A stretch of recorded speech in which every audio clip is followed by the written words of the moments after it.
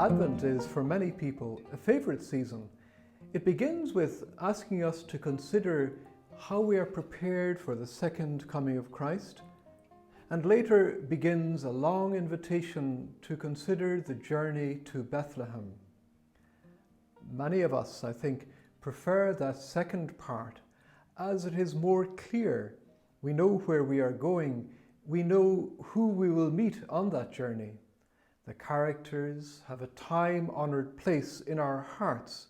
Our traditions and our practices reassure us with their familiarity. This year, however, Advent meets us in uncertain times, times that have come as something of a shock to us, individually and globally, as all of our personal patterns, our habits of international travel, and our preferences about how we might spend our time are challenged, leaving us unsure about what is ahead. In Advent, a central theme is journey.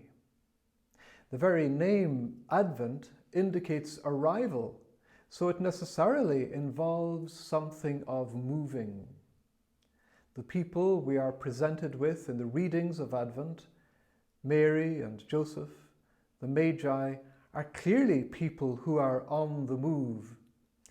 Even those who appear more static, like Elizabeth and John the Baptist, are people who are anything but stuck. They are ready to embrace a new way of understanding themselves and a new way of meeting God in their lives.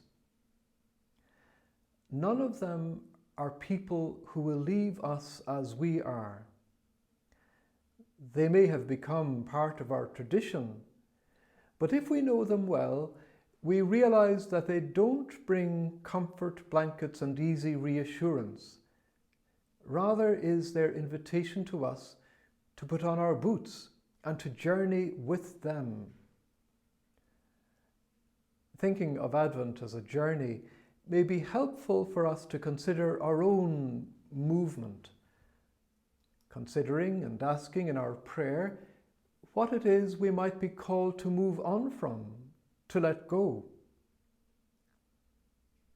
We might look around us and notice the landscape through which we travel and ask, what am I moving through? How does being where I am affect my prayer, my freedom, my hope, my relationships? Looking ahead, we hold insight and see what we are moving towards. Identifying and clarifying, naming and stating our hope may sometimes seem like too much work. But putting a name on what we desire is like the child who writes their letter fully earnest, full of attention and conviction. The course of our Advent can help us to make clear to ourselves just what we are asking of God, just what light it is that we need.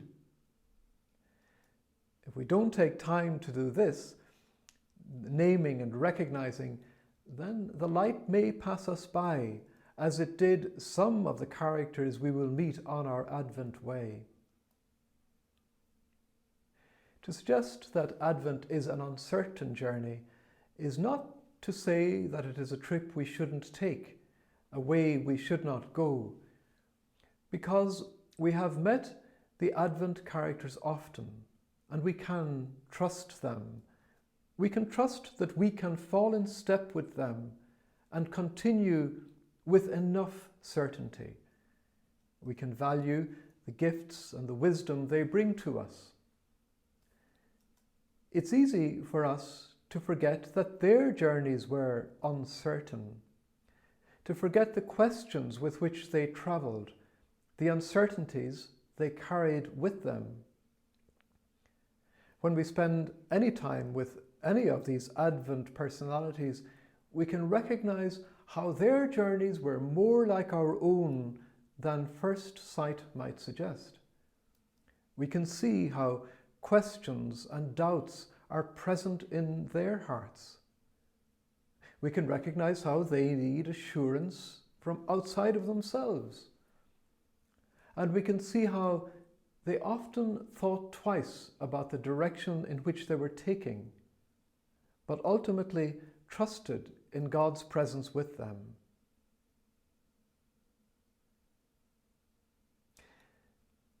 Realizing that she was invited to become the mother of Jesus, Mary wondered how this could be.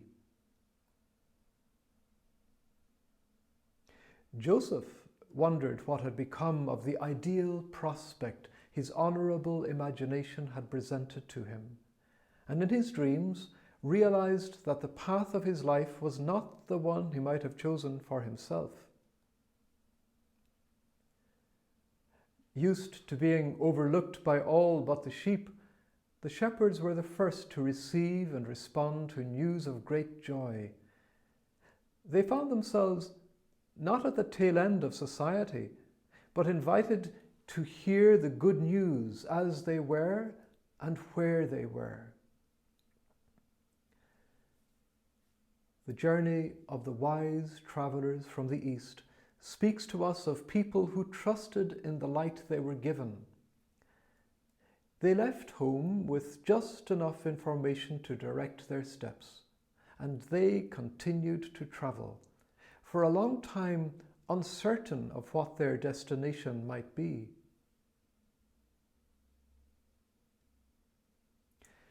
In Manresa, we hope that this Advent will help you to set out on your own Advent way, even if it is an uncertain journey at its outset. We hope that we can accompany you during Advent, perhaps you might attend some of our daily masses at 12:15. You might use some of the resources you will find on the website as Advent progresses. Or you may join us for the different events that you will see on our website at manresa.ie. As we all travel this Advent, let us be aware that the Spirit of God inspires our journey, travels with us, and will join our delight when we discover again the graciousness with which God awaits us.